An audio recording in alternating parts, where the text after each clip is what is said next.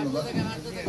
গত 20 জানুয়ারি 2025 তারিখ আমাদের জেলার অতিরিক্ত police super crime and operations Mohammad Shamim হোসেনের নেতৃত্বে জেলা গোয়েন্দা শাখার একটি আভিযানিক দল কোতোয়ালি থানাধীন পলাশপুর মরাখোলা এলাকার স্বাধীন বাংলা একাডেমি নামে একটি অফিসের সামনে থেকে বুলবুল আহমেদ সজীব নামে একজনকে গ্রেফতার করেন। গ্রেফতারের পর তার দেহ তল্লাশি করে তার দেহ থেকে একটি দেশি পিস্তল, 5 রাউন্ড গুলি এবং একটি ম্যাগাজিন উদ্ধার করা হয়।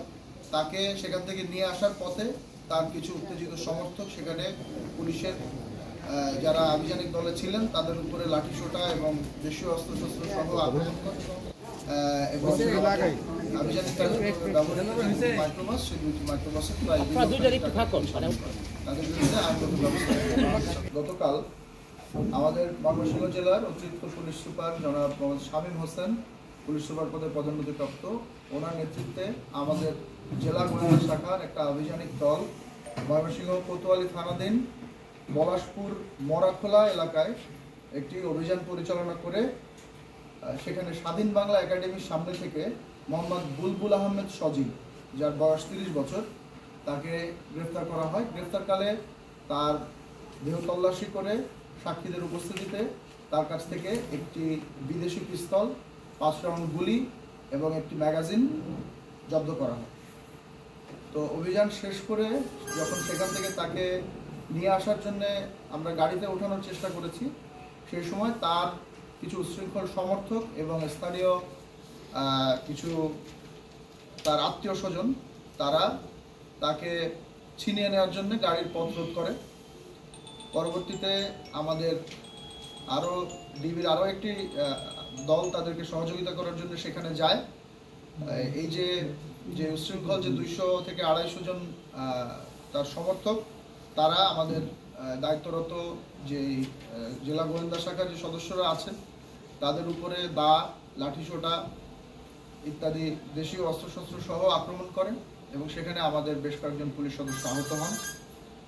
পাশাপাশি আমাদের ডিবির আভিযানিক কাজে ব্যবহৃত দুইটি মাইক্রোবাস দুইটিও সেখানে প্রায় 2 লক্ষাধিক টাকার ক্ষতিগ্রস্ত হয়। তো এই আসামি নামে কোতোয়ালি থানায়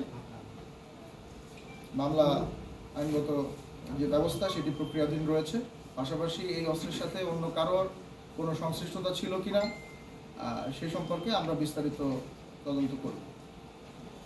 ঘটনাটি গতকাল বিকাল 17:40 অর্থাৎ বিকাল 5:40-এর দিকে, 5:30 থেকে 5:40 এরকম সময়ের ঘটনা।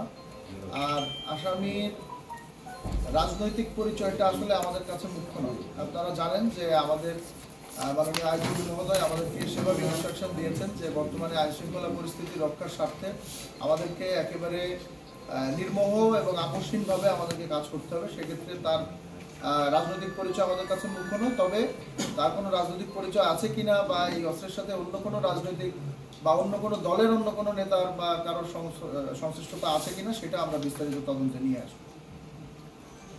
তাই তো যাচাই বাছাই চলছে, চলমান।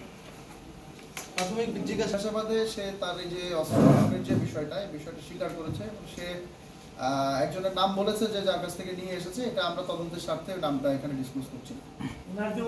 তবে যেটা জানতে পেরেছি, উনি ময়মনসিংহ মহানগর ছাত্র দলের একটি পদ ওনার আছে। তো আমরা সেই ধরনের কোনো কাগজ এখনো পাইনি। এগুলো বিস্তারিত আমরা তদন্তের মধ্যে নিয়ে আসবো। আর ওই যে বললাম যে ওনার রাজনৈতিক পরিচয়টা আমাদের কাছে মুখ্য নয়, কিন্তু আমাদের দায়িত্বরত পুলিশ সদস্যদের উপরে যেভাবে আক্রমণ করা হয়েছে, এটা আসলে ইউজুয়ালি আমরা দেশের বিভিন্ন জায়গায় যেরকম দেখি যে জনতা আবেগে আক্রান্ত হয়ে পড়েছে, এরকম মনে হয়নি আমাদের কাছে। আমাদের কাছে মনে হয়েছে যে এটা তাকে ছিনিয়ে নেওয়ার উদ্দেশ্যেই তার সমর্থকরা এইভাবে উত্তেজিত হয়েছিল। যারা ছিনিয়ে